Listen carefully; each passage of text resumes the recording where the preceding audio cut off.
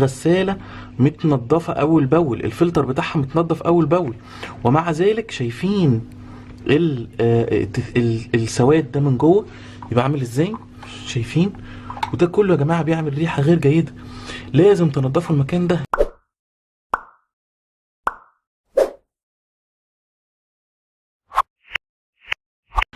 السلام عليكم ورحمة الله وبركاته. بسم الله والصلاة والسلام على رسول الله وعلى آله وأصحابه ومن والاه، اللهم آمين. أهلا بيكم عيلتي الجميلة وعيلتي الكريمة عيلة الباوي. شكرا جدا ليكم دايما على الدعم اللي بتدعمهولي، واعذروني لو أنا بكتر الشكر، بس ده حقكم عليا وواجبكم عليا، إن أنتوا فعلا لما تدعموني بشيء أقول لكم شكرا. وهو ده اللي احنا اتعلمناه، زي ما قلت لكم قبل كده في قول النبي صلى الله عليه وسلم: من لم يشكر الناس لم يشكر الله. فالواحد يعود نفسه على شكر أصحاب الحق في الشكر. النهارده ان شاء الله انا جايب لكم شويه نصايح جميله جدا جدا جدا وضروريه جدا جدا جدا.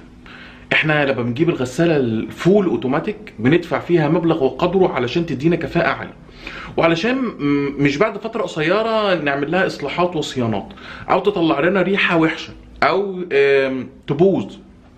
وصيانات الغساله الاوتوماتيك على فكره غاليه جدا، والقطعه فيها بتساوي مبلغ وقدره. النهارده ان شاء الله انا جاي اعلم حضرتك واعلم حضرتك ازاي تخلوا الغسالات بتاعتكم ويتحافظ عليها وما تعملش ريحه عفن. كتير جدا من اللي عندهم غسالات اوتوماتيك بيشموا فيها ريحه عفن، وده بسبب انهم مش عارفين ايه هي الطريقه السليمه اللي يتعاملوا بيها مع الغساله الاوتوماتيك في الحفاظ عليها وطريقه تنظيفها والحاجات دي كلها. وان شاء الله الفيديو ده النهارده هيكون مرجع شامل لحضرتك او حضرتك في طريقه الحفاظ على الغساله الاوتوماتيك، وفي نفس الوقت عدم صدور منها اي ريحه كريهه تلتصق بالملابس وتخلي ريحه الملابس غير جيده بالمره. مهما حطينا اي معطرات او اي منعمات او اي حاجه، برضو الريحه هتبقى وحشه لانها من الغساله نفسها. يلا بينا نشوف الحلقه دي مع بعض وان شاء الله هتعجبكم جدا. يلا بينا. اول حاجه حضرتك بعد ما تخلصي غسيل، علشان الريحه دي ما تفضلش ملتصقه بالغساله او ما يحصلش ريحه العفن، اول حاجه قبل اي شيء خالص هو ده، ايوه هو ده، درج الغساله يا جماعه. هو من اكتر الحاجات اللي بتسبب ريحه العفن او الروائح الكريهه كلها في الغسيل، لان هي الاداه المباشره او الوسيله المباشره اللي بتوصل كل المعطرات وكل الروائح الجيده وغير جيده. فبما اننا بندخلها الريحه الجيده من هنا، يبقى اكيد برضو لو حصل مشاكل هنا وبقى في تعفن او في اي حاجه هتبقى من هنا و تدخل للغسيل ريحه مش جيده. مهما كنت حضرتك بتنظفيها كل فتره، ولكن كوني على علم ان لازم هيبقى في بقايا هنا بعد كل غسله، بعد كل غسله.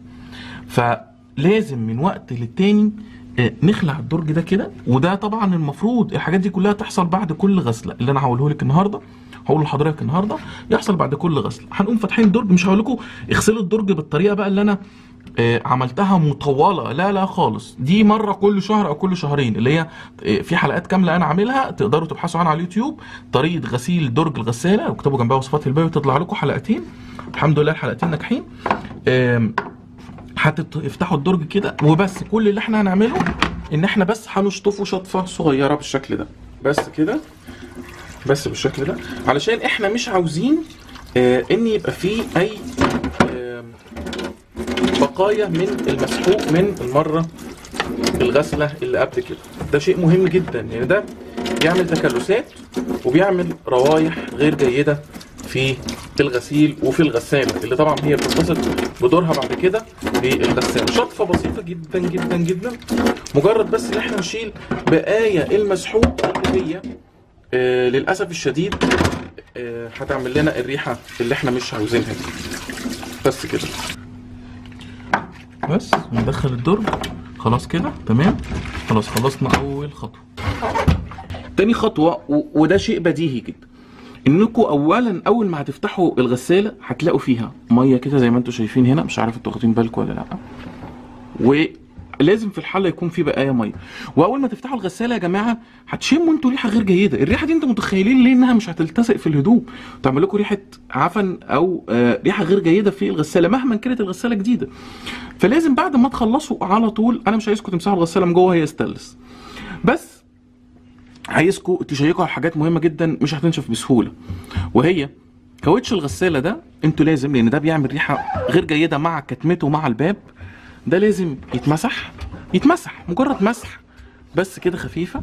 نمسح كل ده ونمسح الازاز ده بلاستيك بتاع باب الغساله، ده شيء مهم جدا. وكل الحلق بتاع الباب ده يا جماعه تاني خطوه في ازاله الريحه الغير جيده من الغساله. تالت خطوه يا جماعه، وده شيء ناس كتير بتغفل عنه، وهي بعد ما انها تخلص الغسيل خلاص وكله تمام، تقوم جايه قافله الغساله بتاعتها بعد ما تاخد الغسيل منها، وده شيء غير صحي تماما.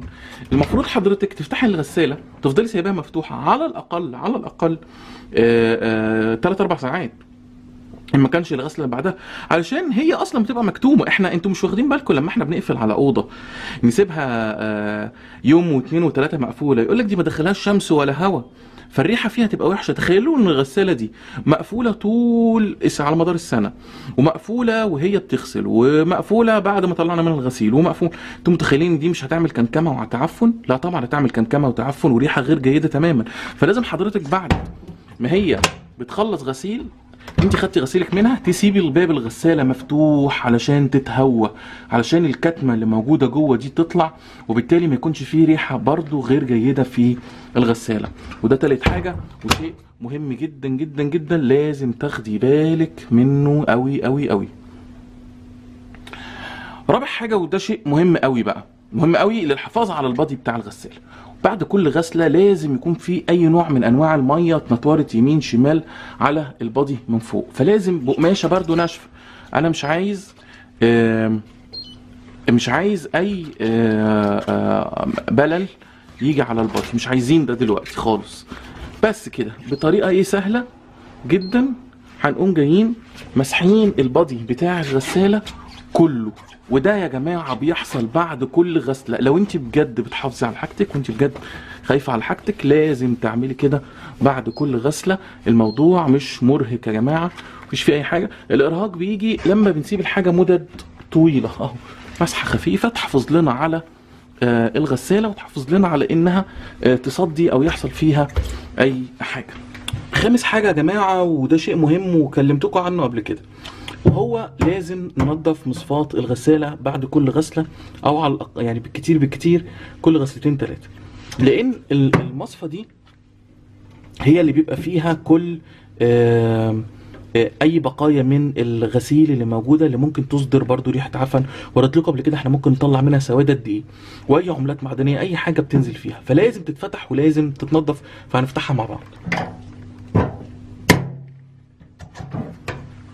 بالشكل ده كده يا جماعه. احنا فتحناها، والمصفى دي يا جماعه لازم تتنضف. يفضل انها كل غسله نضفها، علشان هتشوفوا انتوا هي المنظر اللي بتنزلوا منها قد ايه. طبعا انا منضفها فمش هنلاقي فيها يعني ايه كميه اتساخ كبيره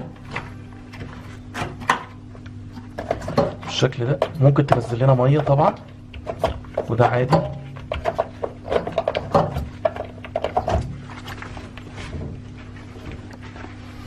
نبدأ نطلعه.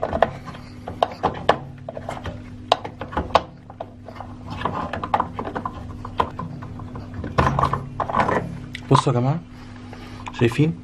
شايفين السواد اللي بيبقى موجود جوه. ودي ايه كمان، دي غسالة متنضفة اول باول، الفلتر بتاعها متنضف اول باول، ومع ذلك شايفين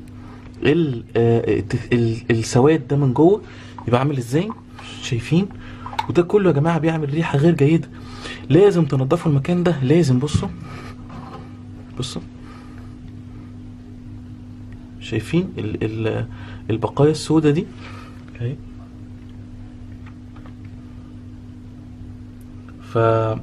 فمعلش لازم دي تتنضف كل مره، او على الاقل يا جماعه مره كل اسبوع. دي الخطوه دي مهمه جدا جدا جدا في عملية الحفاظ على الغسالة، وعدم اخراج ريحة تعفن في الغسالة او روائح كريهة في الغسيل.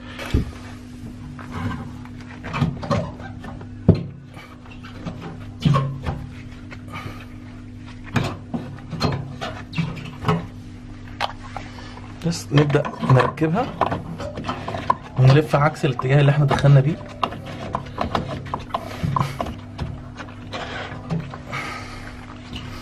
وتبتوا عليها كويس وانتوا بتقفلوا علشان ايه ما تسرب لكمش ميه.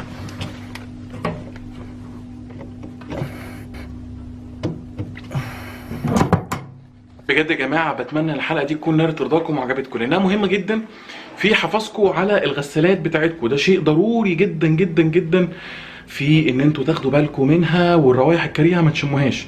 الموضوع مش بس مساحيق وخلطات، لا، في خطوات كمان بنتبعها بتخلينا نتفادى كل المشاكل دي حتى في صيانتها. دايما في قاعده شرعيه بتقول وصحيه كمان علميه: الوقايه خير من العلاج. ان انتوا تقوا نفسكم من المشكله خير مليون مره من العلاج، وزي ما بيقولوا كده درهم وقايه خير من قنطار علاج. النهارده جاي بس اقول لكم، وهي خلق وادب في النصح. النهارده جاي اقول لكم ابيات الامام الشافعي، هو بيقول: تغمدني بنصحك في انفراد وجنبني النصيحة في الجماعة، فإن النصح بين الناس نوع من التوبيخ لا أرضى استماعه، وإن عصيتني وخالفت قولي فلا تغضب إذ لم تعط طاعة. يا جماعة للأدب وللنصح أداب وأخلاق معينة. الإمام الشافعي بيقول: تغمدني بنصحك في انفراد، يعني قول لي نصيحتك على جنب، وجنبني النصيحة في الجماعة بين الناس، فإن النصح بين الناس نوع من التوبيخ. الإمام الشافعي بقى محدش يقدر يتكلم في نيته.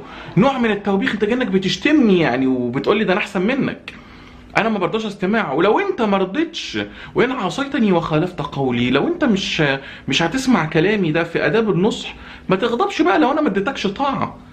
ما يا جماعة للنصح آداب لازم نتبعها، واحنا زي ما اتعودنا احنا في القناه هنا بنتكلم في كل حاجه وفي شتى الامور. ولازم اي انسان زي ما قلنا اكتمل دينه يكتمل خلقه، واساسنا هو الاخلاق. سبحانك اللهم وبحمدك، اشهد ان لا اله الا انت، استغفرك واتوب اليك. السلام عليكم ورحمه الله وبركاته.